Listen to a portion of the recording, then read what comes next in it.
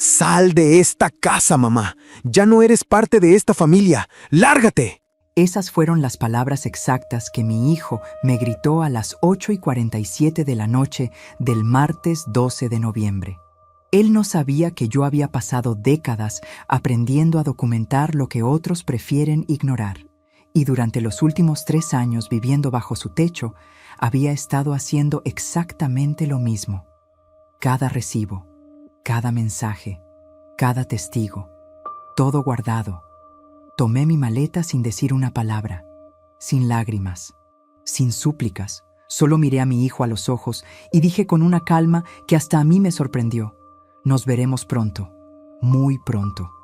Lo que él no imaginaba era que en 17 días exactos un sobre certificado llegaría a su puerta. Y lo que contenía ese sobre destruiría su matrimonio, su reputación en el vecindario, y obligaría a su esposa a enfrentar verdades que había estado ocultando durante años. La sala olía a café quemado. Ese café que Jessica había dejado en la estufa toda la tarde mientras hablaba por teléfono con su madre, riéndose de algo que yo no alcanzaba a escuchar. La luz del techo parpadeaba. Yo misma había cambiado ese foco 3 semanas antes. Subida a una escalera con mis 61 años a cuestas y mi rodilla izquierda que cruje cada vez que subo escalones.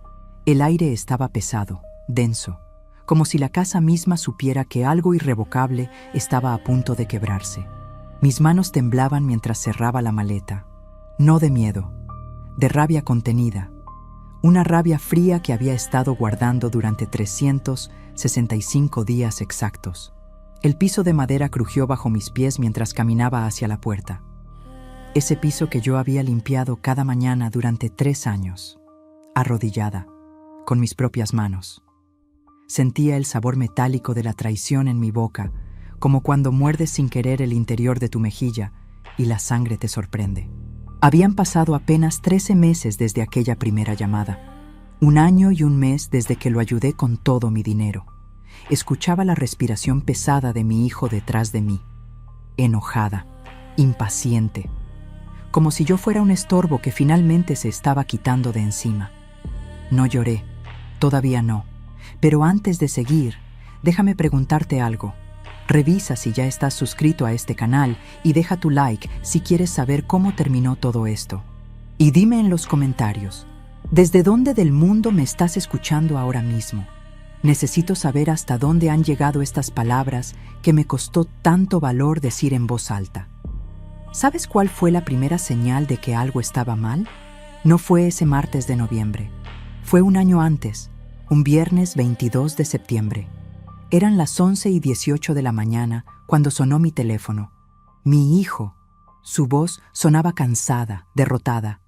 Mamá, necesito pedirte un favor enorme. Jessica y yo estamos pasando por un momento difícil. Perdí mi trabajo hace 2 meses. No hemos podido pagar la renta. Los niños no tienen qué comer. ¿Podrías ayudarnos? Solo por un tiempo. Te lo prometo. Mi corazón se partió al escuchar esas palabras. Mi niño, mi Danielito, el mismo que yo había criado sola después de que su padre nos abandonara cuando él tenía 7 años. El mismo al que le preparaba el desayuno a las 5:30 de la mañana antes de irme a trabajar al juzgado. El mismo por el que trabajé doble turno durante 4 años para pagarle la universidad privada que tanto quería. Le di todo lo que tenía guardado en el banco ese mismo día. 150,000 pesos. Mis ahorros de 12 años. El dinero que había juntado centavo por centavo para arreglar el techo de mi casita que goteaba cada vez que llovía. Le di mi futuro. Le di mi seguridad. Le di todo. Porque eso es lo que hace una madre, ¿verdad? Pero no fue suficiente. 2 semanas después, me llamó otra vez. Mamá, el dinero ya se acabó. Las deudas son muchas y Jessica está embarazada otra vez. Necesitamos más ayuda. Hizo una pausa larga, tan larga que alcancé a escuchar a los niños gritando al fondo. ¿Podrías venirte a vivir con nosotros? Así cuidas a los niños mientras Jessica y yo buscamos trabajo. Y podrías ayudar con algunos gastos, solo hasta que nos estabilicemos. Debí haber dicho que no. Debí haber protegido lo poco que me quedaba. Pero cuando escuché la voz de mi nieto de 4 años llorando en el fondo, Cuando imaginé a esos niños pasando hambre, cuando pensé en mi hijo durmiendo en la calle con su familia, no pude negarme. Vendí mi casa, esa casita de 2 habitaciones que había comprado con tanto sacrificio. La casa donde mi hijo dio sus primeros pasos. La casa donde celebramos cada Navidad, cada cumpleaños, cada momento importante de nuestras vidas. La vendí en 420,000 pesos. Un precio ridículo, porque necesitaba venderla rápido. Le di 300,000 pesos a mi hijo para que pagara sus deudas. El resto lo guardé en una cuenta de ahorro para emergencias. Empaqué toda mi vida en 4 maletas. Regalé mis muebles. Dejé atrás 30 años de recuerdos. Y me mudé a la casa de mi hijo el 1 de octubre. Un martes gris. Llovía. Recuerdo el olor a tierra mojada cuando bajé del taxi. Recuerdo que mis manos estaban frías. Recuerdo que Jessica abrió la puerta con una sonrisa que no le llegaba a los ojos. Bienvenida, Patricia. Espero que te sientas cómoda aquí. No me llamó mamá, ni suegra, solo Patricia. Como si fuéramos 2 extrañas compartiendo un espacio. Pero yo sonreí. Abracé a mis nietos. Le di un beso a mi hijo en la frente. Y entré a lo que sería mi nuevo hogar. ¿Sabes qué fue lo primero que noté? La casa estaba inmaculada, limpia, ordenada, con muebles nuevos, una televisión enorme en la sala, electrodomésticos de acero inoxidable en la cocina, decoraciones caras en cada pared. Esto no se ve como la casa de alguien sin dinero, pensé. Pero no dije nada. Todavía no. Me mostraron mi habitación, el cuarto más pequeño de la casa. Más bien era una oficina convertida, sin ventana, con una cama individual y un pequeño closet. Olía a encierro, a espacio olvidado, a lugar donde guardas cosas que ya no usas. Pero yo sonreí y dije, es perfecto. Gracias por recibirme. Esa noche, mientras desempacaba mi ropa en ese cuarto sin ventana, mientras doblaba mis blusas viejas y las colgaba en ese closet diminuto, escuché voces en la sala. Risas. Mi hijo y Jessica celebrando algo. Me asomé por la puerta. Estaban brindando con vino tinto, vino caro. Podía verlo por la botella. Vi el precio una vez en el supermercado. 1,200 pesos la botella. Finalmente nos libramos de esa hipoteca, dijo Jessica levantando su copa. Tu mamá nos salvó. Ahora sí podemos respirar. Mi hijo chocó su copa contra la de ella. Brindemos por mamá, por su generosidad. Generosidad. Esa palabra se quedó flotando en el aire como humo. No era generosidad, era sacrificio, era amor, era una madre dándolo todo por su hijo. Pero para ellos era solo generosidad, como si yo fuera una benefactora haciendo caridad. No su madre, no su familia, solo alguien generosa. Cerré la puerta de mi cuarto. Me senté en esa cama individual. Respiré hondo. Y por primera vez sentí algo extraño en mi pecho. Algo pequeño. Algo que apenas podía reconocer. Duda. Pero la ignoré. Porque eso es lo que hacemos las madres, ¿verdad? Ignoramos las señales. Perdonamos lo imperdonable. Justificamos lo injustificable. Todo por amor. Lo que yo no sabía entonces era que esa duda pequeña se convertiría en certeza, y que esa certeza me llevaría a tomar decisiones que cambiarían todo para siempre. Pero ya llegaré a eso. La primera semana fue tranquila, demasiado tranquila. Me despertaba a las 5:30 de la mañana. Preparaba el desayuno para todos. Huevos revueltos, frijoles refritos, tortillas calientes. Despertaba a mis nietos. Los vestía, los peinaba, les preparaba la mochila para la escuela. Jessica bajaba a las 8, ya bañada y arreglada, tomaba una taza de café y salía sin decir gracias. Mi hijo bajaba 15 minutos después. Desayunaba en silencio mirando su teléfono. Yo limpiaba los platos mientras ellos se iban. Parecía normal. Parecía que estaba ayudando a mi familia. Parecía que mi sacrificio tenía sentido. Pero algo cambió el lunes de la segunda semana. Eran las 10:43 de la mañana. Yo estaba limpiando el baño del segundo piso, el baño que mis nietos usaban. Había encontrado moho en las esquinas de la regadera. moho negro, peligroso para niños pequeños. Estaba de rodillas, tallando con cloro, cuando escuché que alguien subía las escaleras. Jessica. Traía bolsas de compras. Muchas bolsas. Escuché el crujido del papel, el tintineo de perchas. Entró a su habitación sin verme. Dejó las bolsas en la cama y empezó a sacar ropa. Blusas nuevas, zapatos, un bolso de piel. Me asomé por la puerta del baño. Jessica, ¿fuiste de compras? Ella se volteó. Me miró como si acabara de recordar que yo existía. Ah, sí. Necesitaba actualizar mi guardarropa para las juntas de trabajo. Primera impresión, ¿sabes? ¿Conseguiste trabajo? Todavía no, pero tengo una entrevista la próxima semana. Tengo que verme profesional. Asentí. Cerré la puerta del baño. Seguí tallando el moho. Pero algo no cuadraba. Ropa nueva antes de conseguir el trabajo. ¿Cuánto habría gastado? Miré las bolsas desde la rendija de la puerta. Reconocí los logos, tiendas departamentales caras, muy caras. Esa tarde, cuando recogí la ropa sucia del cesto, encontré el ticket de compra en el bolsillo del pantalón de Jessica. Lo desdoblé. Mis manos temblaron al ver el total. 17,400 pesos. En un solo día. En ropa que tal vez nunca usaría. Guardé ese ticket. No sé por qué lo hice, solo sentí que debía guardarlo. Lo metí en el bolsillo de mi chamarra. La misma chamarra de mezclilla que mi hermana me había regalado hace 8 años.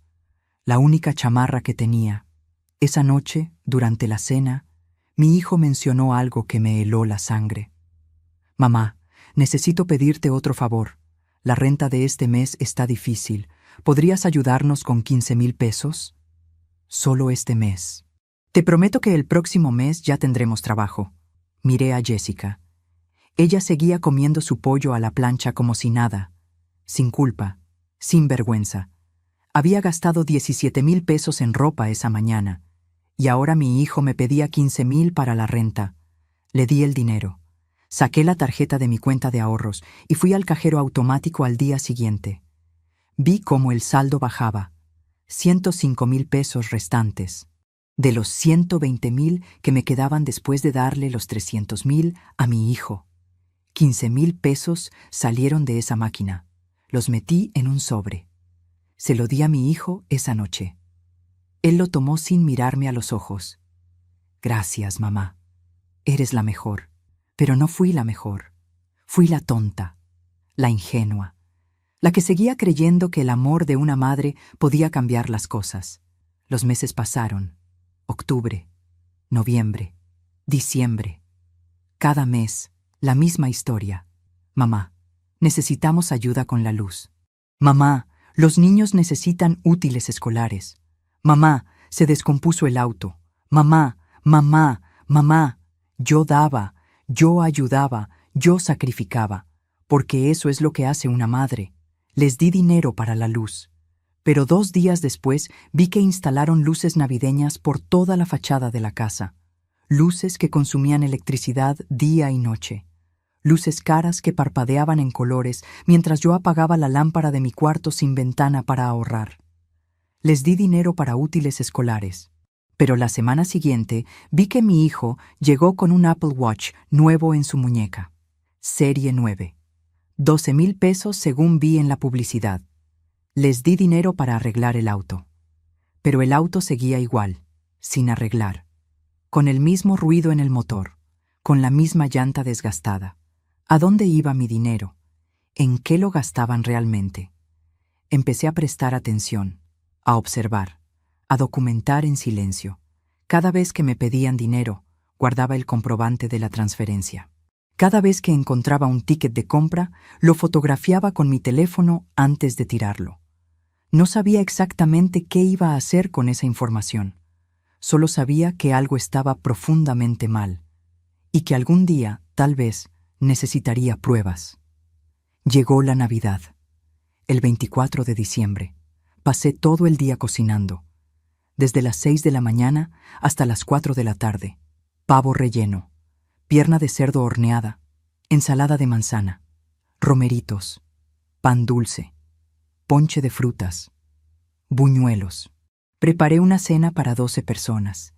Mis manos olían a canela y clavo. Mi espalda me dolía de estar parada tanto tiempo. Pero lo hice con amor, porque era Navidad, porque era mi familia. Puse la mesa con cuidado. Saqué los platos buenos, los cubiertos de plata, las servilletas de tela que yo misma había planchado. 12 lugares. Para mi hijo, Jessica, mis 2 nietos, los padres de Jessica, su hermana, su cuñado, sus 3 sobrinos y yo. A las 5 de la tarde, cuando todo estaba listo, cuando la casa olía a gloria y la mesa se veía como una postal navideña, mi hijo bajó las escaleras. Venía vestido con ropa elegante, traje gris, corbata azul, zapatos brillantes. «Mamá, nos vamos a cenar a casa de los padres de Jessica. ¿No te dije?» Me quedé inmóvil. Sostenía una jarra de ponche en mis manos, caliente, humeante. ¿Qué? Sí, ellos insistieron. Ya sabes cómo son. No podemos decirles que no. Miré a Jessica bajando las escaleras con los niños ya listos.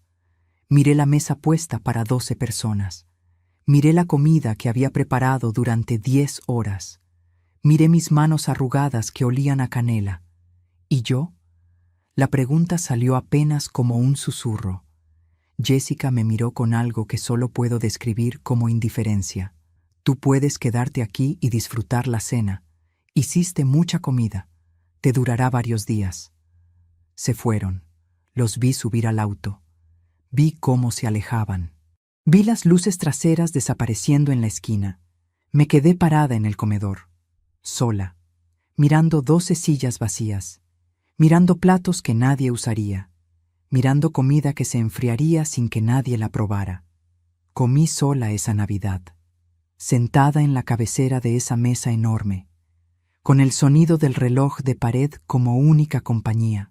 Cada bocado sabía a ceniza, a humillación, a algo que no tiene nombre. Pero no lloré, no esa noche. Tomé fotos de la mesa, de la comida, de las 12 sillas vacías. No sé por qué, solo lo hice. Regresaron a las 11:30 de la noche, llenos, felices, riendo, oliendo a vino y perfume caro. «¿Cómo estuvo tu cena, mamá?», preguntó mi hijo sin realmente esperar respuesta. «Muy bien», respondí.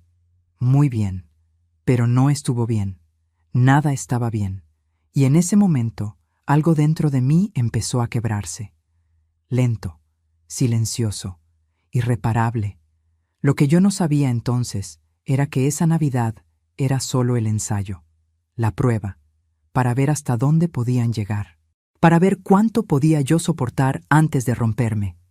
Y créeme cuando te digo que apenas estaban comenzando.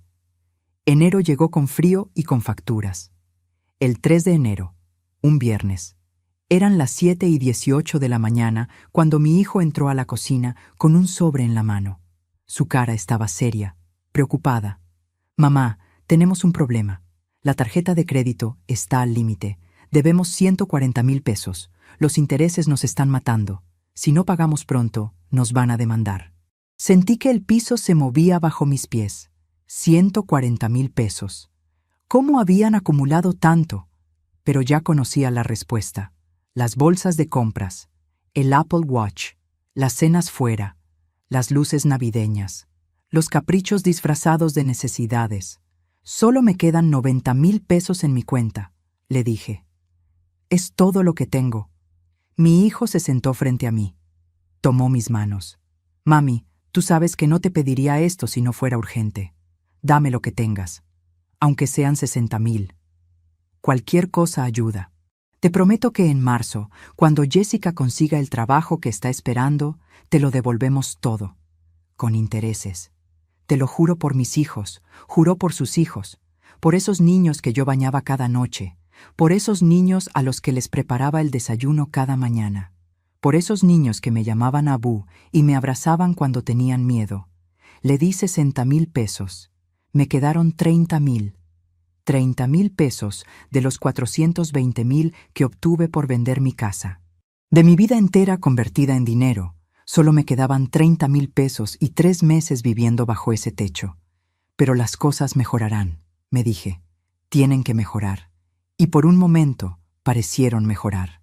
La semana siguiente, mi hijo fue diferente, amable, atento. Me trajo flores el martes, margaritas blancas, mis favoritas. Gracias por todo, mami.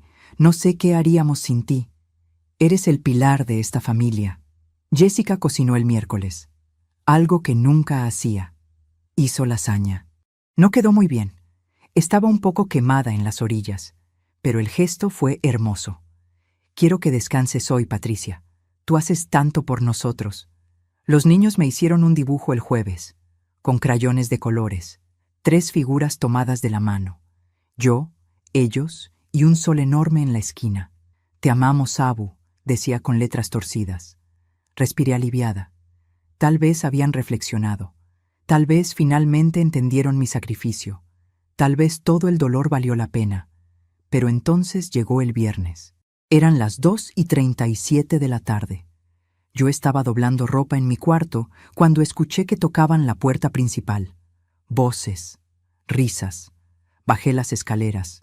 Mi hijo y Jessica estaban en la entrada con un hombre de traje que cargaba carpetas. Un asesor financiero. Pasaron a la sala. Cerraron la puerta. Yo me quedé en la cocina, pero podía escuchar fragmentos de la conversación a través de la pared. Con el dinero que nos dio mi mamá, pagamos lo urgente. Pero necesitamos un préstamo más grande para liquidar todo y empezar de cero. ¿Cuánto necesitan? 200,000 pesos. Con eso pagamos todas las deudas y nos queda un colchón para 6 meses. La voz del asesor sonó calculadora. Fría. ¿Tienen algún aval? ¿Propiedades? ¿Algo que respalde el préstamo? Hubo silencio. Un silencio largo que me erizó la piel. Entonces escuché la voz de Jessica. Clara, firme, sin dudar. Mi suegra tiene una pensión del gobierno, 800 pesos al mes. Podemos ponerla como aval. Ella vive con nosotros. No tiene gastos. Puede firmar. Sentí que me hundía. Querían usar mi pensión, mi única entrada de dinero, los 800 pesos que recibía cada mes después de trabajar 32 años en el juzgado. Querían atarme a una deuda que yo no había creado. Querían asegurarse de que si ellos no pagaban, yo perdería hasta eso. No salí de la cocina. No dije nada. Me quedé quieta, respirando despacio, escuchando. Es perfecto, dijo el asesor. Con ese aval, puedo aprobar el préstamo en una semana. Esa noche, durante la cena, mi hijo sacó el tema. Casual. Como quien comenta el clima. Mamá, conocimos a un asesor financiero. Puede ayudarnos a consolidar nuestras deudas. Solo necesitamos que firmes algunos papeles. Es pura formalidad. Tú ni siquiera tienes que pagar nada. Solo es para respaldar el préstamo. Lo miré a los ojos. Esos ojos que yo conocía desde que nació. Esos ojos que alguna vez me miraron con amor infinito. Ahora me miraban con algo distinto. Con cálculo, con necesidad, con la certeza de que yo diría que sí. Como siempre. ¿Y si no puedo firmar? Su expresión cambió. La amabilidad se evaporó como agua en sartén caliente. ¿Qué quieres decir con que no puedes? Es solo tu firma, mamá. No te cuesta nada. Pero mi pensión quedaría comprometida. Es solo una formalidad. No va a pasar nada. Te lo prometo. Esa palabra otra vez. Prometo. Una palabra que había perdido todo significado en esa casa. Déjame pensarlo, dije. Jessica dejó el tenedor en el plato. El sonido resonó en el comedor. El metal contra la cerámica. Seco. Violento. Después de todo lo que hemos hecho por ti, te dimos un techo, comida, una familia. Yo vendí mi casa para darles 300,000 pesos. Les di casi todo mi dinero. Cuido a sus hijos sin cobrar un peso. Limpio esta casa. Cocino cada día. ¿Eso no cuenta? El silencio que siguió fue peor que cualquier grito. Mi hijo se levantó de la mesa. No dijo nada.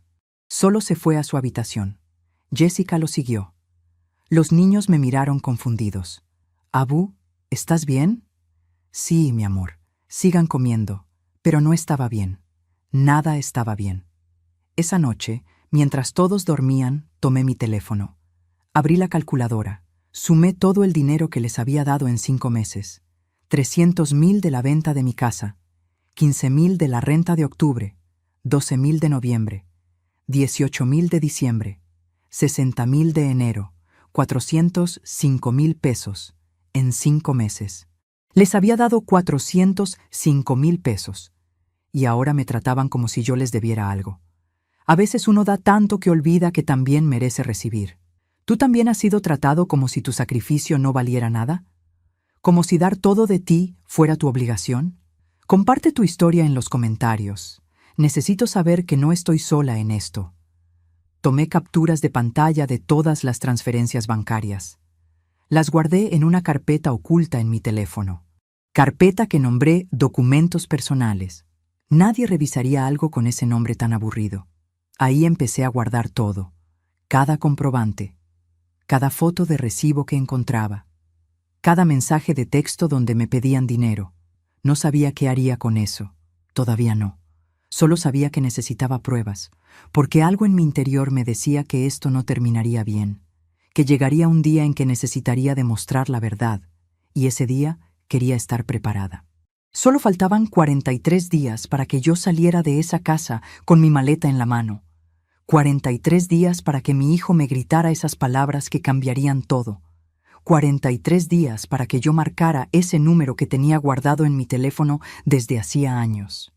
El número de mi amiga Gabriela, abogada especialista en derecho familiar. La misma que me había dicho hace 5 años, cuando todavía trabajábamos juntas en el juzgado. Patricia, si algún día necesitas ayuda legal, llámame. No importa la hora, no importa el motivo, llámame. Pero yo todavía no lo sabía. Todavía creía que las cosas podían arreglarse. Todavía tenía esperanza. La esperanza es peligrosa, te hace ciego, te hace vulnerable, te hace quedarte en lugares que deberías abandonar. Y yo me quedé. Un día más, una semana más, un mes más, hasta que ya no pude más. Febrero fue el mes en que las máscaras cayeron completamente. El 14 de febrero. Día de San Valentín. Eran las 9:12 de la mañana cuando bajé a preparar el desayuno como cada día. Encontré la cocina vacía. Extrañamente vacía. Ningún plato sucio. Ninguna señal de que alguien hubiera desayunado ya. Subí al segundo piso. La puerta de la habitación de mi hijo estaba abierta. La cama estaba hecha. El closet, medio vacío. Toqué la puerta de la habitación de los niños. También vacía. Las camas deshechas, juguetes regados por el piso. Pero ningún niño. Sentí pánico subiendo por mi garganta. ¿Dónde estaban? Marqué al teléfono de mi hijo. Sonó 5 veces. Finalmente contestó. Su voz sonaba lejana. Con eco. Mami, estamos en Cancún. Decidimos tomarnos unos días en familia. Los niños necesitaban unas vacaciones. Regresamos el domingo. ¿Cancún? ¿Cuándo decidieron eso? Anoche. Fue decisión de último momento. Conseguimos una oferta increíble. No podíamos desperdiciarla. ¿Y por qué no me dijeron? Hubo una pausa larga donde escuché olas de fondo, risas de niños, música. Se nos olvidó. Lo siento. Pero descansa, disfruta la casa para ti sola. Colgó, sin despedirse, sin preguntar cómo estaba, sin considerar que tal vez yo también necesitaba vacaciones, que tal vez yo también estaba cansada. Me senté en la sala, en esa casa enorme, vacía, silenciosa. Abrí Facebook. Ahí estaba. La publicación de Jessica de hace 3 horas. Una foto en el aeropuerto. Ella, mi hijo, los niños, todos sonriendo. El texto decía, por fin unas vacaciones merecidas, sin ataduras, sin obligaciones, solo nosotros 4. #familia, #bendecidos, #Cancún. Sin ataduras, sin obligaciones, yo era la atadura, yo era la obligación. Revisé más publicaciones, fotos del resort, hotel 5 estrellas, alberca infinity con vista al mar, habitación con balcón privado, buffet de langosta, los niños con chalecos salvavidas en la playa. Mi hijo con un cóctel en la mano. Jessica con vestido blanco flotando en el viento. Busqué cuánto costaba ese resort. Encontré la página. Habitación familiar en San Valentín. 4 noches. 185,000 pesos. Todo incluido. Me quedé mirando la pantalla. 185,000 pesos. Casi la mitad de lo que les había dado. Gastado en 4 días de placer. Mientras yo comía avena todas las mañanas para ahorrar. Mientras yo usaba la misma ropa que tenía desde hacía 5 años. Mientras yo apagaba las luces de mi cuarto para no aumentar el recibo de luz. Tomé captura de pantalla. La guardé en mi carpeta oculta. Fotografía número 63. Pasé esos 4 días sola, limpiando una casa que no me pertenecía, cocinando para nadie, esperando que alguien me llamara, me mandara un mensaje, me preguntara cómo estaba. Nadie lo hizo. Regresaron el domingo, a las 10:40 de la noche, bronceados, relajados, felices. Los niños corrieron a abrazarme. Abu, extrañamos tus quesadillas. Jessica pasó junto a mí sin decir hola. Mi hijo dejó las maletas en la entrada. Fue un viaje increíble, mamá. Deberías viajar más. Te hace bien al alma. Deberías viajar más. Como si yo tuviera dinero. Como si yo tuviera libertad. Como si yo no estuviera aquí precisamente porque había dado todo por ellos. No dije nada. Solo sonreí. Asentí. Y me fui a mi cuarto sin ventana mientras ellos desempacaban regalos y recuerdos de un lugar al que nunca me invitaron. Pero lo peor aún no había llegado. El 28 de febrero, un sábado, Jessica organizó una reunión familiar en la casa. Invitó a sus padres, a sus hermanos, a sus tías, a sus primos. 23 personas en total. Me pidió que cocinara para todos. Patricia, tú cocinas tan rico. Nadie hace el mole como tú. Por favor, es importante para mí. Cociné durante 2 días. Mole negro, arroz rojo, frijoles charros, guacamole, salsas, tortillas hechas a mano, aguas frescas de Jamaica y horchata. 3 postres diferentes. Mis pies se hincharon, mi espalda gritaba de dolor, pero lo hice, porque todavía, contra toda lógica, quería ser parte de esa familia. La reunión comenzó a las 3 de la tarde. Llegaron todos, elegantes, perfumados, con botellas de vino y regalos. Se sentaron en la sala, en el comedor, en el jardín, comieron, rieron, brindaron. Yo serví, recogí platos, llené vasos, traje más comida, limpié derrames, como si fuera la empleada. Como si no fuera la madre del dueño de la casa. Como si no fuera la mujer que había hecho posible que ellos tuvieran ese techo sobre sus cabezas. Nadie me dio las gracias. Nadie me ofreció sentarme. Nadie me incluyó en las conversaciones. Hasta que la madre de Jessica, una mujer de 68 años con collar de perlas y labios pintados de rojo, preguntó en voz alta: «Jessica, ¿quién es ella? ¿Contrataron ayuda doméstica nueva?» El comedor se quedó en silencio. Todas las conversaciones se detuvieron. 22 pares de ojos me miraron, esperando. Mi hijo abrió la boca para hablar, pero Jessica habló primero, con una sonrisa, con una voz dulce, envenenada. Es Patricia, la mamá de Daniel. Vive con nosotros. Nos ayuda con los niños y con la casa. Es como tener una nana a tiempo completo. Muy conveniente. Una nana. Me llamó nana. Frente a toda su familia, sentí el calor subiendo por mi cuello, por mis mejillas. Mis manos temblaban sosteniendo una jarra de agua de Jamaica. Pero no lloré, no me quejé, no dije nada. Simplemente dejé la jarra en la mesa. Me quité el mandil, lo doblé con cuidado, y dije con una calma que hasta a mí me asustó: «Provecho, que disfruten su comida». Subí las escaleras, entré a mi cuarto, cerré la puerta. Me senté en el borde de la cama y respiré hondo. 1 vez, 2 veces, 3 veces. No bajé en toda la tarde. No lloré. Todavía no. Escuché las risas, la música, las despedidas. Cuando todos se fueron, cuando la casa finalmente quedó en silencio, escuché pasos subiendo las escaleras. Mi hijo tocó mi puerta. «Mamá, ¿estás bien?» Lo siento si Jessica fue un poco brusca. Ya sabes cómo es. No lo dijo con mala intención. Abrí la puerta. Lo miré. ¿No lo dijo con mala intención? Me llamó nana frente a 23 personas. Me trató como si fuera su empleada.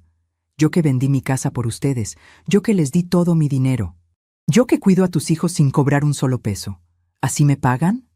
Él suspiró, cansado, frustrado. Estás exagerando, mamá. Eres muy dramática. Siempre has sido así. Todo es un drama contigo. Dramática. Esa palabra se clavó en mi pecho como un cuchillo. Cerré la puerta, suave, controlada, sin dar un portazo, porque eso es lo que hacemos cuando nos quedan las últimas migajas de dignidad. No gritamos, no rompemos cosas, solo cerramos puertas, suaves, definitivas. Esa noche marqué a mi amiga Gabriela, la abogada. Eran las 11:52 de la noche. Contestó al segundo timbrado.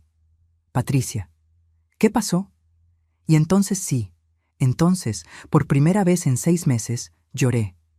Le conté todo, cada peso dado, cada humillación soportada, cada promesa rota, cada mentira tragada.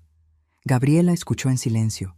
Cuando terminé, cuando no me quedaron más palabras ni más lágrimas, ella dijo algo que cambió todo. Patricia, ¿has documentado algo? ¿Tienes pruebas? Tengo todo. Cada transferencia, cada recibo, cada mensaje, cada fotografía. Perfecto. Guárdalo bien. Y escúchame con atención. No firmes nada. No les des ni un peso más. Y si las cosas empeoran, llámame de inmediato. Vamos a protegerte. Te lo prometo. Pero a diferencia de las promesas de mi hijo, la promesa de Gabriela sonaba verdadera, sólida, real.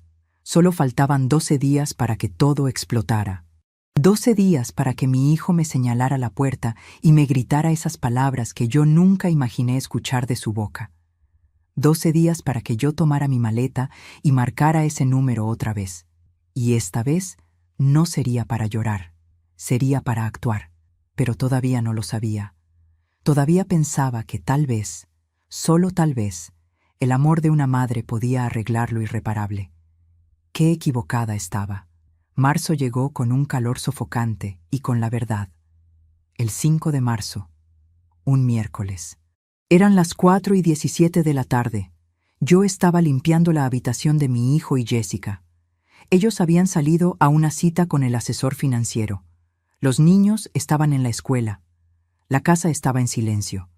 Un silencio que me permitía pensar, recordar, procesar todo lo que había pasado.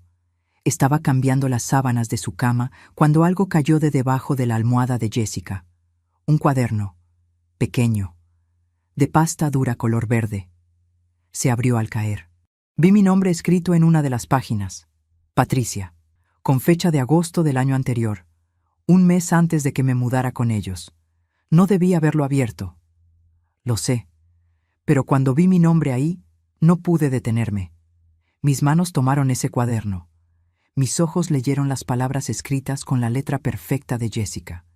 Y lo que leí me heló la sangre. Agosto 23. Plan Patricia.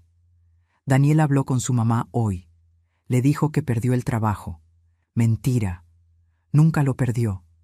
Pero ella se lo creyó. Le pedirá dinero esta semana. Si da lo suficiente, podemos pagar la tarjeta y todavía nos sobra para el viaje a Cancún que queremos hacer en febrero. Tuve que leer esa línea 3 veces, 4 veces, 5 veces, porque mi cerebro se negaba a procesar lo que mis ojos estaban viendo. Mi hijo nunca perdió su trabajo.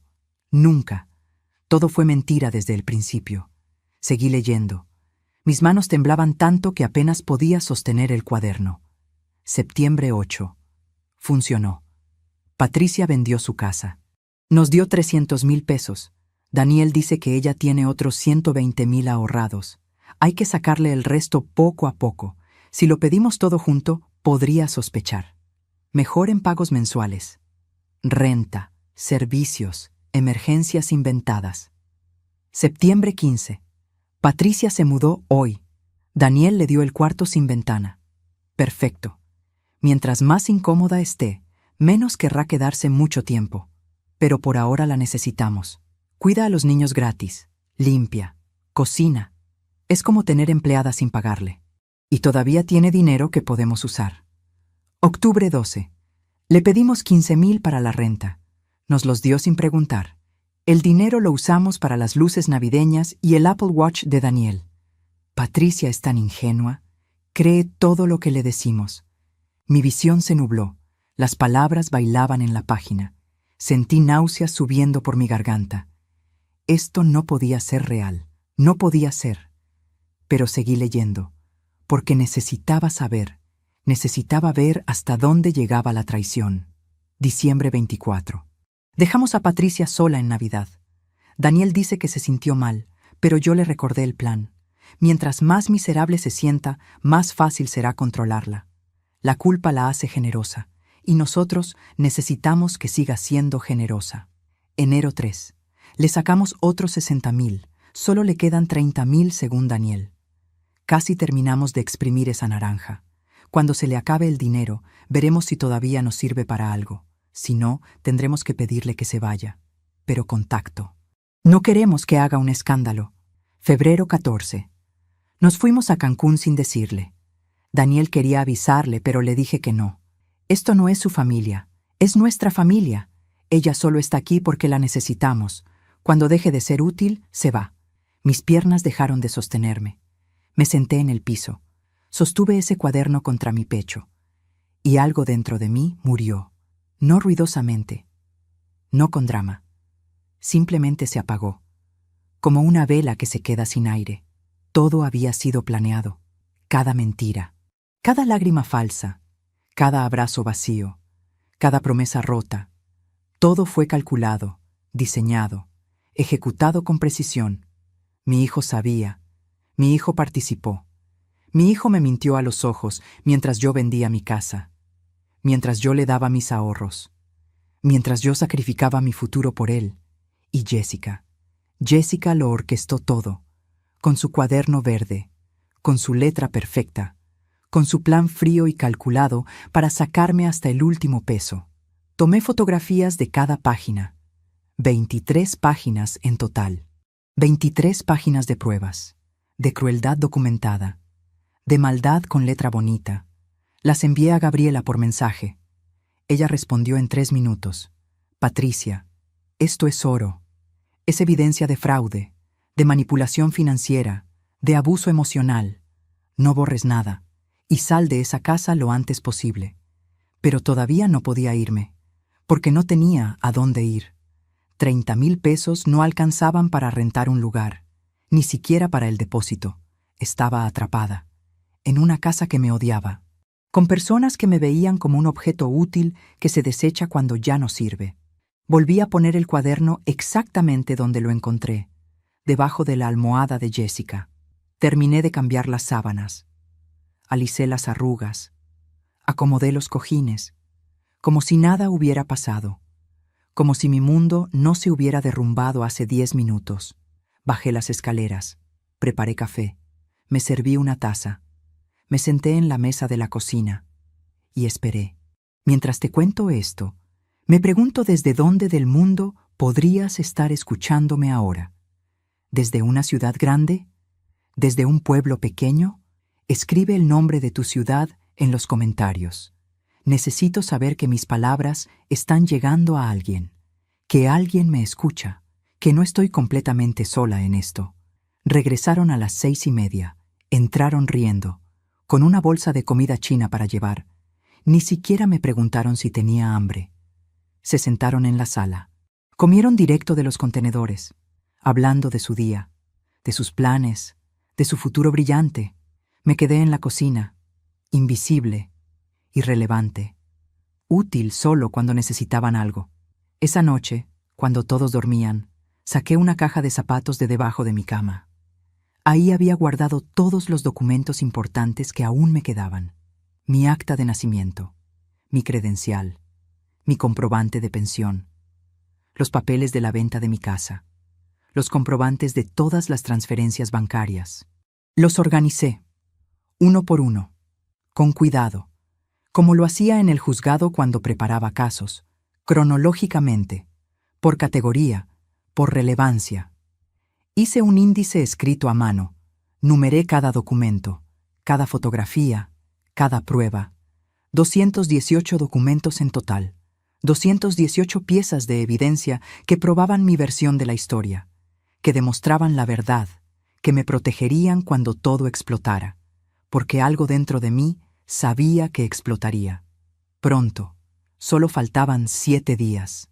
Una semana, 168 horas para que mi hijo me señalara esa puerta, para que me gritara que ya no era parte de su familia, para que me obligara a cargar mi maleta y salir a la calle sin saber a dónde ir. Pero cuando ese momento llegara, yo estaría preparada, porque ya no era la misma mujer ingenua que vendió su casa confiando en promesas vacías. Ya no era la madre ciega que justificaba lo injustificable. Ya no era la víctima silenciosa que aceptaba migajas de dignidad. Ahora era otra cosa, algo más peligroso, algo que ellos nunca vieron venir.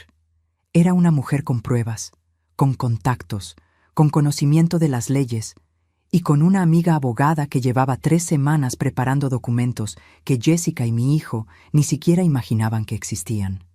Llamé a Gabriela esa madrugada. Eran las 2:34 de la mañana. ¿Cuánto tiempo necesitas para preparar todo? 1 semana. Dame 1 semana y tendrás todo listo. Demanda civil por fraude. Demanda por manipulación financiera. Solicitud de reembolso de los fondos obtenidos mediante engaño. Y Patricia, te advierto algo. Cuando presentemos esto, no hay vuelta atrás. ¿Estás segura? Miré por la ventana de mi cuarto. La oscuridad afuera era total, silenciosa, absoluta. Estoy segura. Prepara todo. Yo te aviso cuándo. Y entonces supe que el contador había comenzado. 7 días para el fin del mundo tal como ellos lo conocían. 7 días para que aprendieran que una madre tiene límites, que el amor puede convertirse en justicia, que las promesas rotas tienen consecuencias. 7 días para la verdad. Los siguientes días fueron una actuación. Yo actuaba que todo estaba normal. Ellos actuaban que me querían. Todos actuábamos en una obra de teatro donde todos conocíamos el guión menos ellos, porque ellos no sabían que yo había encontrado su cuaderno verde. No sabían que cada sonrisa falsa que me daban, yo la documentaba mentalmente. No sabían que el final de su obra ya estaba escrito. El 8 de marzo, sábado, eran las 10:04 de la mañana. Jessica entró a la cocina con una carpeta roja bajo el brazo. Me encontró lavando los platos del desayuno. Patricia, necesito que firmes esto hoy. Es urgente. El asesor financiero necesita los papeles antes del lunes. La carpeta roja contenía el contrato de préstamo. 200,000 pesos, con mi pensión como aval. Revisé cada página, leí cada línea, con calma, sin prisa, como lo hacía en el juzgado cuando revisaba documentos legales. Jessica me miraba impaciente, moviendo el pie, tamborileando los dedos en la mesa. Llegué a la página 7, cláusula de incumplimiento. Si el deudor no paga durante 3 meses consecutivos, el aval deberá cubrir la deuda completa más intereses acumulados del 28% anual. 28%. Miré a Jessica. ¿Sabes cuánto es el 28% de 200,000 pesos en un año? Ella parpadeó. No sé. No importa. No vamos a dejar de pagar. Son 256,000 pesos. En un año. Si no pagan durante 3 meses, yo tendría que pagar eso con mi pensión de 800 pesos mensuales. Me tomaría 320 meses. 26 años. Yo tengo 61 años. Pagaría hasta los 87. Jessica suspiró, frustrada. Por Dios, Patricia, no va a pasar eso. Deja de ser tan negativa. Siempre buscas problemas donde no los hay. Cerré la carpeta. La empujé hacia ella. No voy a firmar. Su expresión cambió. La máscara de paciencia se resquebrajó. ¿Qué dijiste? No voy a firmar. No voy a poner en riesgo mi pensión. Lo siento. Ella se levantó de la silla. La silla rechinó contra el piso de cerámica. Después de todo lo que hemos hecho por ti, te dimos un hogar, te dimos una familia, y ahora no quieres hacer este pequeño favor por nosotros. Yo les di 405,000 pesos. Vendí mi casa. cuido a sus hijos sin cobrar. Limpio, cocino, hago todo en esta casa. ¿Qué más quieren de mí? Quiero tu firma en este maldito papel. Eso quiero. La palabra maldito sonó como una bofetada, pero no me moví, no reaccioné. Solo la miré, con esa calma fría que había estado practicando, esa calma que asusta más que cualquier grito. No voy a firmar, y si no les gusta, puedo irme. Jessica rió, una risa seca, amarga. ¿Irte? ¿A dónde? No tienes casa, no tienes dinero, no tienes nada. Nos necesitas más de lo que nosotros te necesitamos a ti. Salió de la cocina.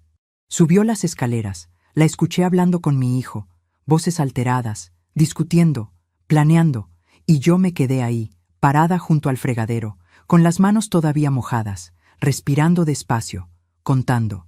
5 días, solo faltaban 5 días. Esa tarde, mi hijo bajó a hablar conmigo.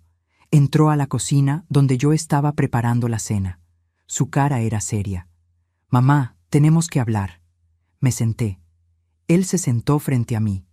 Tomó mis manos, pero esta vez su toque se sintió diferente, frío, calculado, no amoroso. No puedes seguir viviendo aquí si no vas a colaborar con la familia. Jessica y yo hemos hablado. Necesitamos que firmes esos papeles. O necesitamos que busques otro lugar donde vivir. Ahí estaba. La amenaza, directa, sin disfraces. Lo miré a los ojos. A esos ojos que conocía desde que nació, a esos ojos que alguna vez me miraron con amor infinito cuando era un niño pequeño con fiebre y yo lo cuidaba toda la noche, a esos ojos que lloraron en mi regazo cuando su padre nos abandonó, a esos ojos que brillaron de orgullo el día que se graduó de la universidad gracias a mi dinero. Esos ojos ahora me miraban con frialdad, con dureza, con algo que no quería reconocer, pero que estaba ahí, innegable. Resentimiento. Entiendo, dije. Dame unos días para pensar. Tienes hasta el martes. Eso es todo. 4 días. Me daba 4 días para decidir entre mi dignidad y un techo. Elegí mi dignidad. Esa noche, a las 11:52, llamé a Gabriela. Necesito que presentes todo el lunes por la mañana. Primera hora. ¿Estás segura? Una vez que hagamos esto, Patricia, no hay vuelta atrás. Tu relación con tu hijo quedará destruida. Tal vez para siempre. Ya está destruida, Gabriela. Hace tiempo. Yo solo estaba demasiado ciega para verlo. Está bien.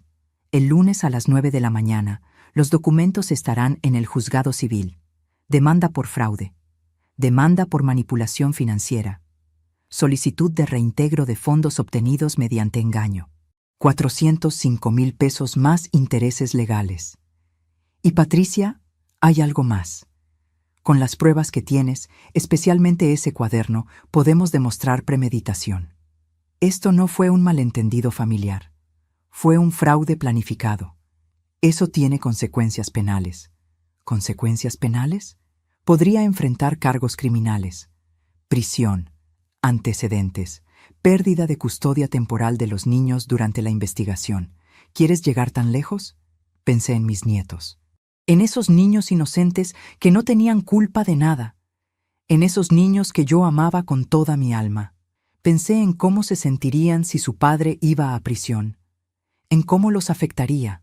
Pero luego pensé en el cuaderno verde. En las palabras escritas con letra perfecta. En la frialdad del plan. En las mentiras. En la manipulación, en cómo me habían exprimido como una naranja y planeaban tirarme cuando ya no sirviera. Pensé en todas las madres como yo, en todas las mujeres que dan todo por sus hijos y terminan traicionadas, humilladas, abandonadas, usadas. Y tomé una decisión. Lleguen hasta donde tengan que llegar, con todas las consecuencias. Él eligió este camino cuando decidió mentirme. Cuando decidió robarme, cuando decidió tratarme como basura, las consecuencias son suyas, no mías. ¿Entendido? El lunes a las 9, colgué. Me quedé sentada en la oscuridad de mi cuarto sin ventana, sosteniendo mi teléfono, sintiendo el peso de lo que acababa de hacer. No había lágrimas. Ya no me quedaban. Solo había una certeza fría, dura, definitiva. Mañana sería domingo. El último domingo en esa casa. Luego lunes, el día en que la bomba explotaría. Y martes, el día en que mi hijo me echaría sin saber que era demasiado tarde, que los documentos ya estarían presentados, que la justicia ya estaría en movimiento, que el contador había llegado a cero. Pasé todo el domingo organizando mis cosas, callada, metódica. Doblé cada prenda de ropa, empaqué cada objeto personal, 2 maletas. Eso era todo lo que me quedaba de una vida de 61 años. 2 maletas que cabían en el cuarto sin ventana de la casa que ayudé a salvar. Guardé los documentos más importantes en mi bolso. Las copias las había dejado con Gabriela, pero los originales vendrían conmigo, por si acaso. Cené sola esa noche. Jessica y mi hijo salieron con los niños a comer pizza. No me invitaron. Ya ni siquiera se molestaban en fingir. Comí avena, fría, sentada en la mesa de la cocina, escuchando el reloj de pared. Cada segundo que pasaba era un segundo menos. Cada minuto que avanzaba era un minuto más cerca del fin. Lavé mi plato, mi cuchara, mi taza. Los sequé, los guardé. Limpié la mesa, barrí el piso. Dejé todo impecable. No porque ellos lo merecieran, sino porque yo soy así. Porque 32 años trabajando en un juzgado me enseñaron a dejar todo en orden, a cerrar cada expediente correctamente, a terminar cada caso con profesionalismo. Y este era mi último caso, el más importante, el más doloroso, el más personal. Subí a mi cuarto a las 8:17 de la noche. Me acosté vestida. No dormí. Solo esperé, contando las horas, los minutos, los segundos. A las 9 de la mañana del lunes, Gabriela presentaría los documentos. A las 10, el juzgado emitiría las notificaciones. A las 11, un oficial judicial llegaría a la puerta de esta casa con un sobre certificado. Y mi hijo abriría ese sobre sin saber que su vida acababa de cambiar para siempre. Yo no estaría aquí para verlo, porque antes de que eso pasara, yo ya me habría ido. No porque me corrieran, sino porque yo elegiría irme, con la cabeza en alto, con mis maletas en la mano, con mi dignidad intacta, porque al final eso era lo único que realmente me quedaba, lo único que ellos no pudieron quitarme, lo único que valía la pena salvar. Mi dignidad, mi verdad, mi justicia. Solo faltaban 18 horas para el martes 12 de noviembre. Para las 8:47 de la noche, para las palabras que cambiarían todo, para el momento en que mi hijo señalaría la puerta y gritaría que ya no era parte de su familia. Pero él no sabía algo. No sabía que yo ya no quería ser parte de su familia. No sabía que yo ya había elegido salir. No sabía que cuando me señalara esa puerta, yo ya tenía un plan, un destino. Un futuro que no incluía a personas que me veían como un objeto desechable. Cerré los ojos. No para dormir, sino para prepararme. Para el último acto de esta obra. Para el final que ellos nunca vieron venir. Y esperé, en silencio, en la oscuridad, como el trueno que espera después del relámpago, porque la tormenta estaba a punto de comenzar. Martes 12 de noviembre. El día finalmente llegó. Me desperté a las 5:30 como siempre, pero no bajé a preparar el desayuno. Me quedé en mi cuarto, sentada en el borde de la cama, escuchando los sonidos de la casa despertando sin mí, pasos en el piso de arriba, voces confundidas, preguntándose dónde estaba, por qué no había desayuno preparado. Me duché. Me vestí con mi ropa más digna. Una blusa blanca de algodón que mi madre me había regalado hace 20 años. Un pantalón negro sencillo. Mis zapatos cómodos. Me peiné frente al pequeño espejo. Me miré a los ojos. Esos ojos cansados, llenos de historia, de dolor, de fuerza que yo misma no sabía que tenía. Hoy termina todo, me dije, de una forma u otra. Hoy termina. A las 9:14 de la mañana recibí un mensaje de Gabriela. Hecho. documentos presentados, notificaciones emitidas. El oficial llegará entre las 2 y las 3 de la tarde. ¿Estás bien? Respondí. Estoy lista. Bajé a las 10. La cocina estaba hecha un desastre. Platos sucios apilados, leche derramada en la mesa. Los niños habían comido cereal directamente de la caja. Jessica estaba furiosa. ¿Dónde estabas? Los niños llegaron tarde a la escuela. No había desayuno.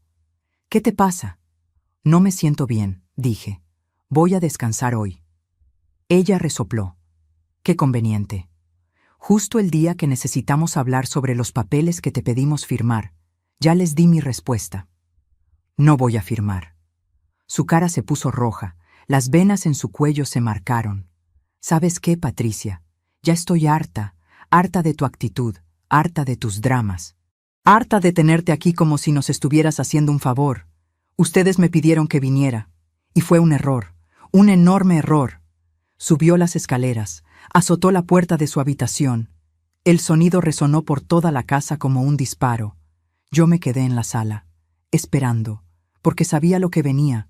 Podía sentirlo en el aire, tenso, eléctrico, como antes de una tormenta. A las 2:27 de la tarde tocaron la puerta. 3 golpes fuertes, oficiales. Escuché a mi hijo bajar corriendo las escaleras. Escuché la puerta abrir. Escuché una voz masculina. Oficial judicial. Traigo notificación para el señor Daniel Morales y la señora Jessica Morales. ¿Notificación de qué? Demanda civil. Deben firmar de recibido. Silencio. Un silencio largo, pesado. Luego el sonido de papel siendo rasgado, de un sobre abriéndose, de páginas pasando. Y entonces el grito. ¿Qué demonios es esto? Jessica bajó corriendo. ¿Qué pasa? Mi madre nos está demandando. Por fraude. Por 405,000 pesos. Dice que la engañamos, que tenemos su cuaderno como prueba. ¿Qué cuaderno? Vi la cara de Jessica cambiar. De confusión a comprensión a terror puro. El cuaderno verde. Su diario de maldades, su confesión escrita, su error fatal. Se llevó las manos a la boca. No, no, no, no. Yo lo tenía escondido. ¿Cómo? Lo encontré, dije desde la sala. Mi voz sonó calmada, fría, poderosa. El 5 de marzo, cuando estaba limpiando su habitación. Cayó de debajo de su almohada. Lo leí todo. Cada mentira, cada plan, cada palabra cruel, y lo fotografié, cada página. Mi hijo entró a la sala. Sostenía los papeles de la demanda con manos temblorosas. Su cara había perdido todo el color. Mamá, esto no puede ser real. No puedes hacernos esto. Somos tu familia. Me puse de pie. Lo miré directamente a los ojos. Ustedes dejaron de ser mi familia el día que decidieron mentirme. El día que planearon robarme. El día que me trataron como un objeto útil que se desecha cuando ya no sirve. Jessica empezó a llorar. Pero eran lágrimas de pánico, no de arrepentimiento. Patricia, por favor, podemos arreglar esto. Fue solo un malentendido. Yo nunca quise... ¿Nunca quisiste qué? ¿Escribir un plan detallado de cómo sacarme todo mi dinero? ¿Llamarme naranja exprimida? ¿Dejarme sola en Navidad mientras gastaban mi dinero en Cancún?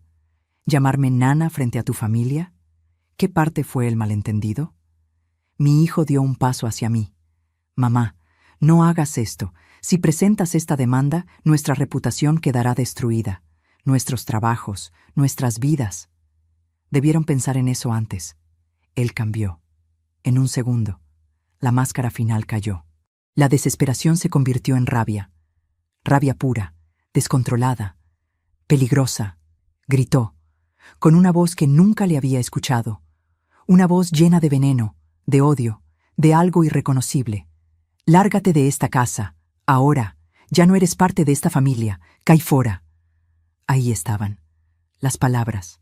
Las mismas palabras que les conté al principio. Las palabras que cambiarían todo. Las palabras que él nunca podría retractar. Eran las 8:47 de la noche. El sol se estaba poniendo. La luz naranja entraba por las ventanas. El aire olía a comida quemada. Jessica había intentado cocinar y había dejado algo en la estufa demasiado tiempo. Podía escuchar el zumbido del refrigerador, el tic-tac del reloj de pared, mi propio corazón latiendo despacio, controlado, tranquilo. No lloré, no supliqué, no me quejé. Simplemente subí las escaleras. Mis pies resonaban en cada escalón. Entré a mi cuarto sin ventana. Tomé mis 2 maletas. Ya estaban empacadas. Listas desde ayer. Bajé. Mi hijo estaba en la puerta, sosteniéndola abierta. Su cara era de piedra, dura, inflexible. Jessica estaba detrás de él, todavía llorando, pero no por mí, por ella, por su futuro destruido, por las consecuencias que finalmente habían llegado. Caminé hacia la puerta. Pasé junto a mi hijo. Me detuve.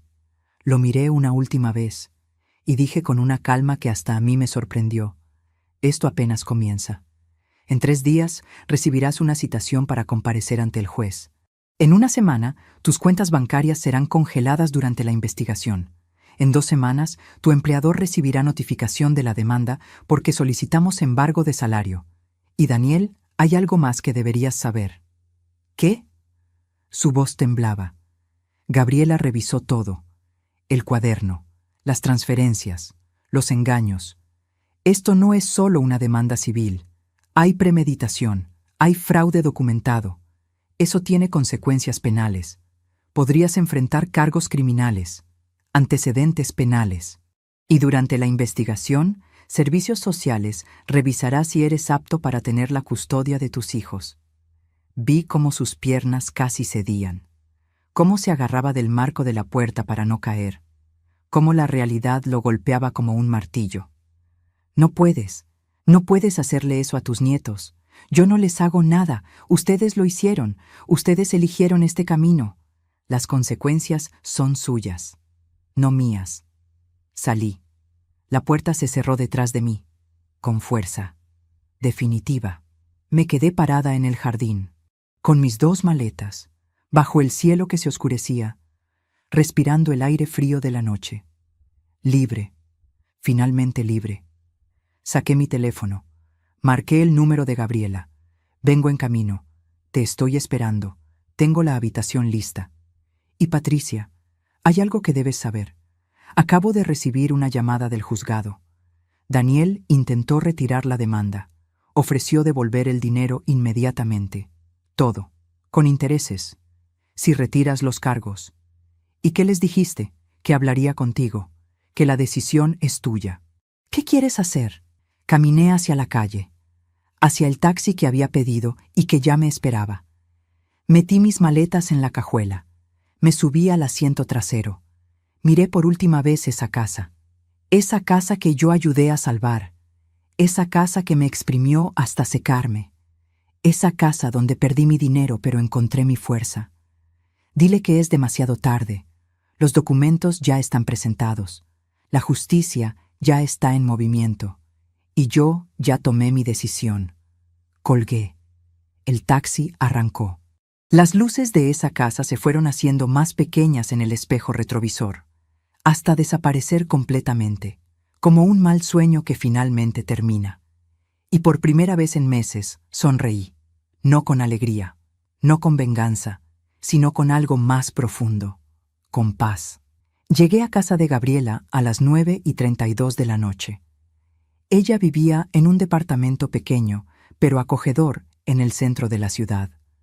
Me recibió con un abrazo real, de esos que te sostienen cuando sientes que te vas a desmoronar. Me ayudó con las maletas, me mostró la habitación de huéspedes, una cama matrimonial, una ventana grande con cortinas azules, luz natural, espacio para respirar. Puedes quedarte el tiempo que necesites, dijo.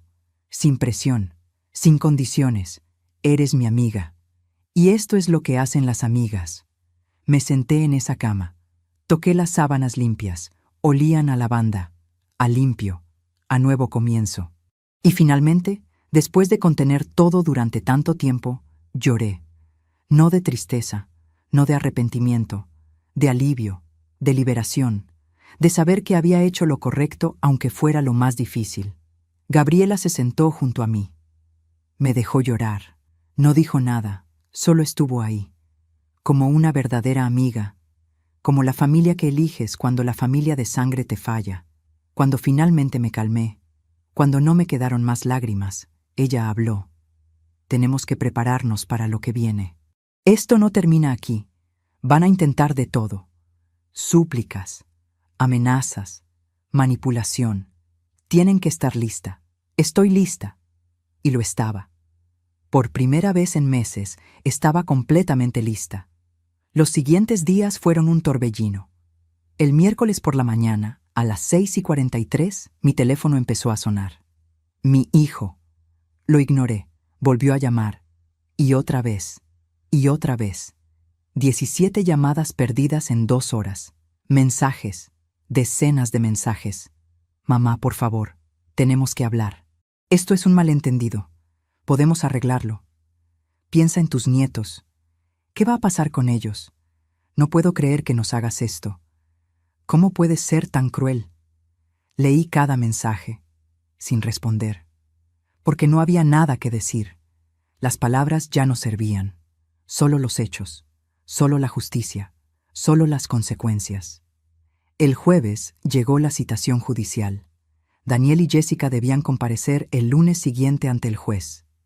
Gabriela me llamó a las 11 de la mañana. Intentaron contratar un abogado. 3 abogados los rechazaron. Cuando leen el caso y ven las pruebas, especialmente el cuaderno, saben que no hay defensa. Nadie quiere tomar un caso perdido. El viernes, a las 3:18 de la tarde, recibí una llamada de un número desconocido. Contesté. Era la madre de Jessica. Su voz era dura, acusadora. Usted es una mujer cruel y vengativa. Mi hija me contó todo. Ustedes los viejos siempre quieren controlar a sus hijos. Nunca los dejan vivir en paz. Siempre con sus dramas y sus exigencias. Respiré hondo. Señora, su hija y mi hijo planearon robarme 405,000 pesos. Lo escribieron en un cuaderno, con fechas, con detalles, con frialdad. Eso no es drama, eso es fraude, y tiene consecuencias legales. Usted solo quiere dinero. Todos los viejos son iguales, nunca tienen suficiente. Yo vendí mi casa para ayudarlos, les di todos mis ahorros, cuide a sus nietos sin cobrar un peso. ¿Eso le parece codicia? Colgó, sin responder, porque no tenía respuesta. El sábado, Jessica apareció en el departamento de Gabriela. No sé cómo consiguió la dirección. Tocó la puerta a las 8:05 de la mañana. Gabriela abrió. Yo me quedé en mi habitación. Pero podía escuchar todo. Necesito hablar con Patricia.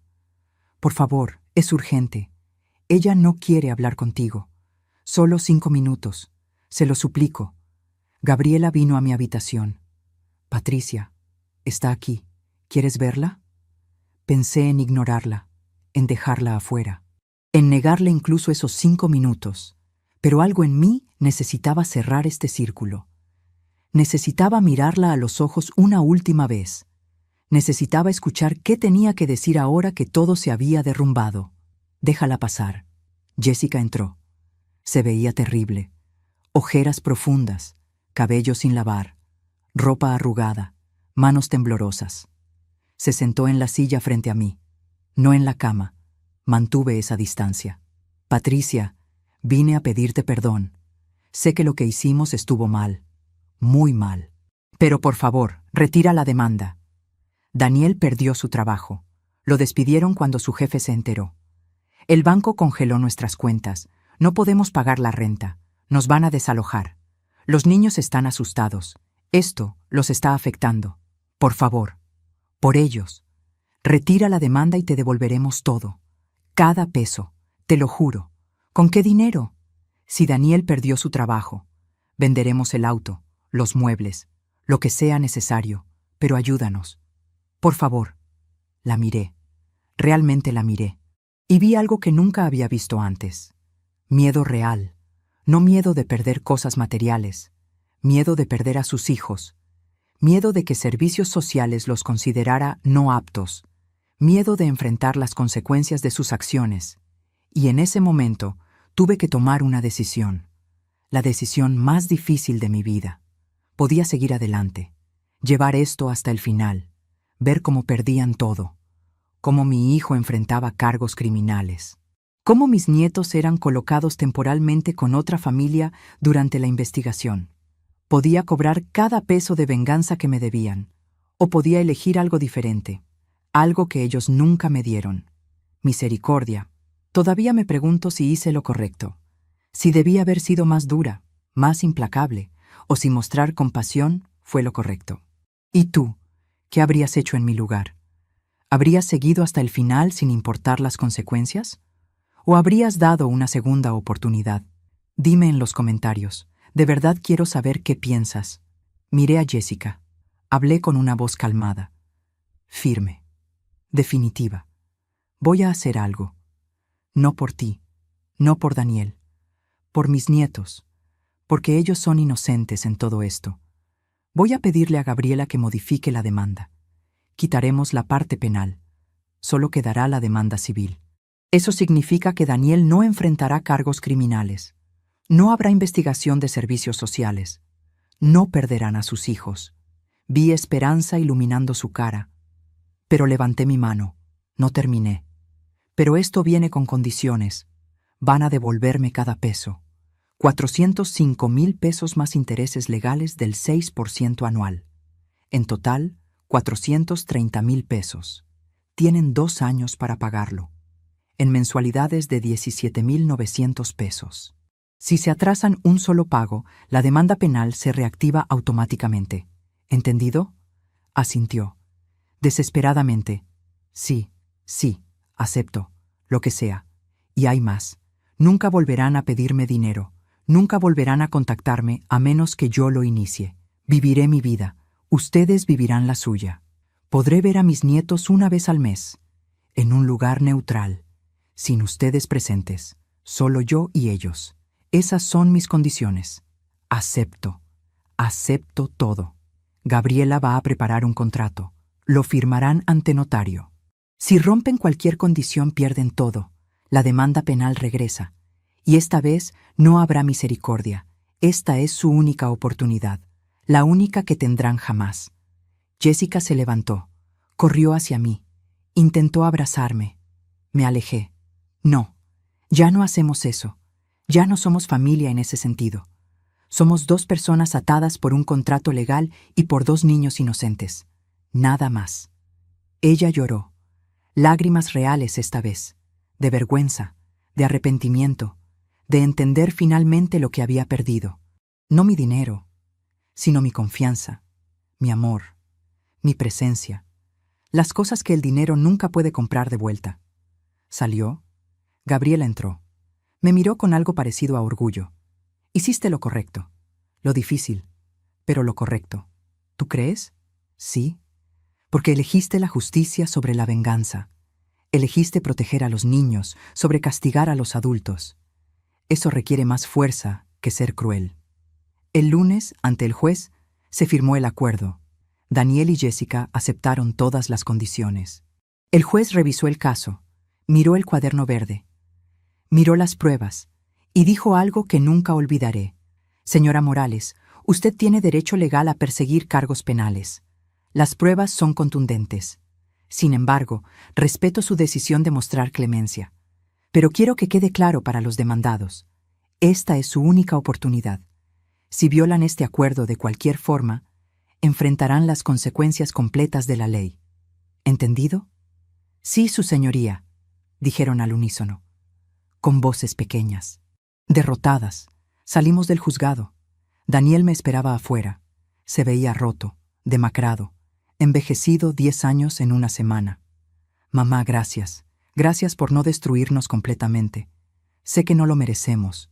No lo merecen. Pero mis nietos merecen tener a su padre, y yo merezco tener paz. Así que vamos a hacer esto. Van a pagar su deuda, van a criar a esos niños correctamente. Y van a vivir sabiendo que su madre, la mujer que ustedes trataron como basura, fue más misericordiosa con ustedes de lo que ustedes fueron conmigo. Lo siento mucho, lo sé. Pero lo siento no devuelve el tiempo perdido, no borra las palabras dichas, no cura las heridas. Solo el tiempo dirá si su arrepentimiento es real o solo miedo a las consecuencias. Me alejé.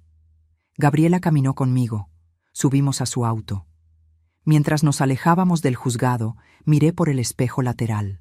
Vi a Daniel y Jessica parados en la acera, pequeños, perdidos, enfrentando un futuro donde cada mes, durante 2 años, tendrían que enviarme un pago, un recordatorio constante de lo que hicieron, de lo que perdieron, de las consecuencias de tratar a las personas como objetos desechables.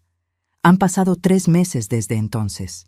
He recibido 3 pagos, puntuales, exactos, sin una palabra adicional, solo el comprobante de transferencia. Vi a mis nietos 2 veces, en un parque público, sin sus padres. Los abracé, jugué con ellos, les compré helado, les dije que los amaba, y cuando preguntaron por qué ya no vivía con ellos, les dije la verdad adaptada a su edad. A veces los adultos tenemos desacuerdos, pero eso no significa que no los ame. Siempre los amaré. Conseguí un trabajo de medio tiempo en una oficina de abogados. Asistente administrativa. 800 pesos a la semana. Con mi pensión y este trabajo, tengo suficiente para rentar un pequeño departamento.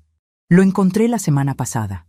Un lugar de una habitación, con ventana grande, luz natural, una cocina pequeña pero funcional. Y es mío, completamente mío. Me mudo la próxima semana, y por primera vez en 1 año siento algo que había olvidado que existía. Esperanza. No esperanza de que las cosas vuelvan a ser como antes. Eso nunca pasará. No esperanza de que mi hijo y yo tengamos una relación cercana otra vez. Tal vez nunca la tengamos, sino esperanza de que puedo construir una vida nueva. Una vida donde soy valorada, donde mi dignidad no está en venta, donde las personas que me rodean me eligen porque quieren estar conmigo, no porque pueden usarme. A veces miro el cuaderno verde. Gabriela me devolvió las fotografías después del juicio. Lo guardo en una carpeta, no para recordar el dolor, sino para recordar mi fuerza, para recordar que sobreviví, que me defendí, que elegí la justicia sobre el silencio. Y cuando me siento débil, cuando la duda me visita en la madrugada, preguntándome si fui demasiado dura o no lo suficientemente dura, abro esa carpeta. Leo esas palabras escritas con letra perfecta y recuerdo por qué hice lo que hice, porque merecía más, porque merecía respeto, porque merecía ser tratada como un ser humano, no como una fuente de dinero con patas, y porque al final, la única persona que realmente puede salvarte eres tú misma. Hoy es 8 de febrero. Han pasado exactamente 88 días desde que salí de esa casa con mis 2 maletas. 88 días desde que mi hijo me gritó que ya no era parte de su familia. 88 días desde que elegí mi dignidad sobre su techo. Estoy sentada en la sala de mi nuevo departamento. Es pequeño, muy pequeño comparado con la casa donde viví durante 1 año, pero es mío. Las paredes son blancas. Las pinté yo misma la semana pasada. Tengo un sillón de segunda mano que compré en una tienda de usados. Una mesa con 2 sillas. Una cama cómoda. Cortinas color crema que dejan entrar el sol de la mañana. Y por primera vez en mucho tiempo me siento en casa. No porque el lugar sea lujoso, no porque tenga todo lo que quiero, sino porque nadie aquí me usa, nadie me miente. Nadie escribe en un cuaderno verde cómo sacarme lo poco que me queda. Aquí soy simplemente Patricia, una mujer de 61 años que cometió el error de confiar demasiado, que aprendió la lección más dolorosa de su vida, que sobrevivió, y que ahora está construyendo algo nuevo sobre las ruinas de lo que perdió. Recibí el 4º pago hace 3 días. 17,900 pesos, puntual, como los anteriores. Sin mensaje, sin disculpa adicional, solo el comprobante. Los estoy guardando, cada peso, en una cuenta de ahorro que abrí específicamente para esto. Cuando llegue a los 430,000 pesos, en 2 años voy a tomar ese dinero y hacer algo que siempre quise hacer pero nunca pude. Voy a viajar, sola, a conocer lugares que solo vi en revistas, a comer en restaurantes sin sentir culpa, a comprarme ropa nueva sin calcular cada peso, a vivir, realmente vivir, no sobrevivir, no sacrificarme, vivir. Porque aprendí algo en estos 88 días. Aprendí que dar no te hace noble si la otra persona solo toma. Aprendí que el amor de una madre no es infinito cuando se confunde con ser utilizada. Aprendí que la familia no es solo sangre. La familia es respeto, es reciprocidad, es valorar el sacrificio del otro. Y aprendí que a veces la persona que más necesita que la rescaten eres tú misma. Vi a mis nietos hace 2 semanas, en el mismo parque. Corrieron hacia mí con esa alegría pura que solo los niños tienen. Abu, Abu, te extrañamos. ¿Cuándo vas a volver a vivir con nosotros? No voy a volver, mi amor, pero siempre voy a estar aquí para ustedes, cada mes, en este mismo parque. Y cuando crezcan, cuando sean lo suficientemente grandes para entender, les voy a contar esta historia. No para que odien a su padre, sino para que aprendan algo que yo aprendí demasiado tarde, que las personas te enseñan cómo tratarlas, que poner límites no es ser cruel, que decir no es un acto de amor propio, que puedes amar a alguien desde la distancia cuando estar cerca te destruye. El niño me miró con esos ojos enormes llenos de preguntas. ¿Por qué no vives con nosotros, Abu? Porque a veces los adultos necesitamos espacio para ser felices. Y yo estoy aprendiendo a ser feliz otra vez. Me abrazó, y en ese abrazo sentí algo. No culpa, no arrepentimiento, sino certeza, certeza de que hice lo correcto, de que elegí la opción difícil pero necesaria, de que salvé lo que realmente importaba, no la relación, sino mi alma. Hace una semana recibí una carta, escrita a mano, de mi hijo. La reconocí por la letra. Esa letra que yo le enseñé a formar cuando tenía 5 años. Esa letra que copió de mí durante tantos años. La carta decía: Mamá, sé que no merezco tu perdón. Sé que lo que hicimos fue imperdonable. Pero quiero que sepas que cada día cargo con la vergüenza de lo que te hice. Cada noche, cuando acuesto a mis hijos, pienso en cómo tú me acostabas a mí. Con amor, con paciencia, con sacrificio. Y me pregunto, ¿cómo pude pagarte así? No te pido que me perdones. No te pido que volvamos a ser lo que éramos. Solo te pido que sepas esto. Me arrepiento. Con cada fibra de mi ser, me arrepiento. Y voy a pasar el resto de mi vida intentando ser el hombre que tú merecías tener como hijo. Aunque sea demasiado tarde. Leí esa carta 3 veces. Lloré. No voy a mentir. Lloré. Porque una parte de mí, esa parte maternal que nunca muere completamente, quería creer que el arrepentimiento era real, que podíamos sanar, que podíamos volver a ser algo parecido a una familia. Pero luego guardé la carta en un cajón y no respondí, no porque sea cruel, no porque no sienta nada, sino porque aprendí que algunas heridas no se curan con palabras. Algunas puertas, una vez cerradas, necesitan quedarse cerradas, no por venganza, sino por supervivencia. Tal vez en el futuro, cuando hayan pasado los 2 años, cuando hayan cumplido cada pago, cuando hayan demostrado con acciones y no solo con palabras que cambiaron, tal vez entonces podamos hablar. Tal vez entonces pueda considerar construir algo nuevo. No lo que teníamos, eso murió, pero algo diferente, algo más pequeño, más honesto, más real, pero ese día no es hoy. Hoy todavía estoy sanando. Todavía estoy aprendiendo a confiar otra vez. Todavía estoy reconstruyendo la Patricia que ellos casi destruyen. Y eso está bien. Está bien tomar tiempo. Está bien protegerte. Está bien decir, todavía no. Ayer, mientras caminaba por el mercado comprando verduras para la semana, vi a una mujer mayor, tal vez de mi edad. Estaba discutiendo por teléfono. Su voz temblaba. Decía cosas como: «Pero es que eres mi hija. ¿Cómo puedes pedirme eso? Ya te di todo lo que tenía». Y en ese momento me vi a mí misma hace 1 año, dando, justificando, creyendo que el amor podía cambiar a las personas que no quieren cambiar. Me acerqué a ella cuando colgó.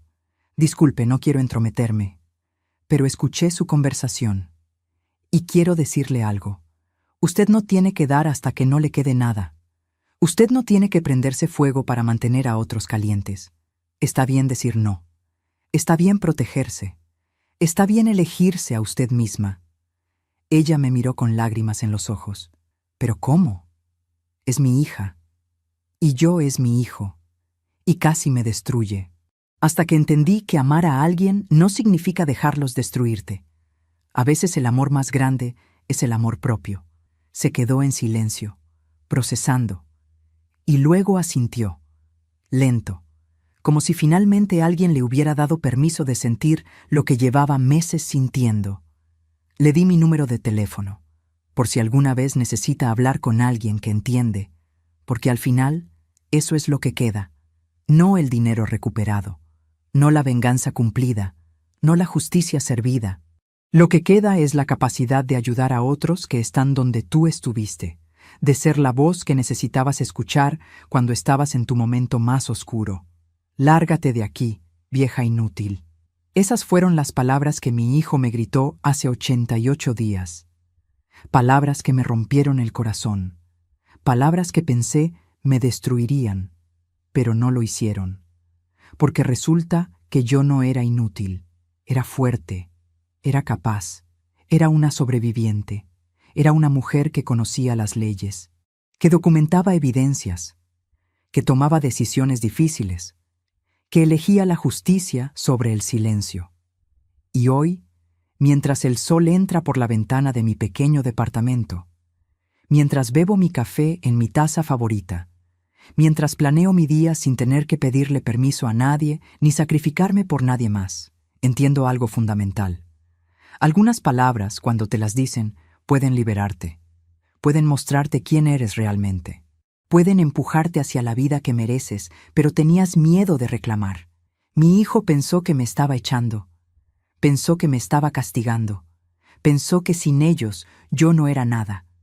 Pero lo que realmente hizo fue darme el empujón que necesitaba para salvarme a mí misma, y por eso, de una manera extraña y dolorosa, casi le agradezco. Porque ahora soy libre, finalmente, completamente, dolorosamente, hermosamente libre. Y eso no tiene precio.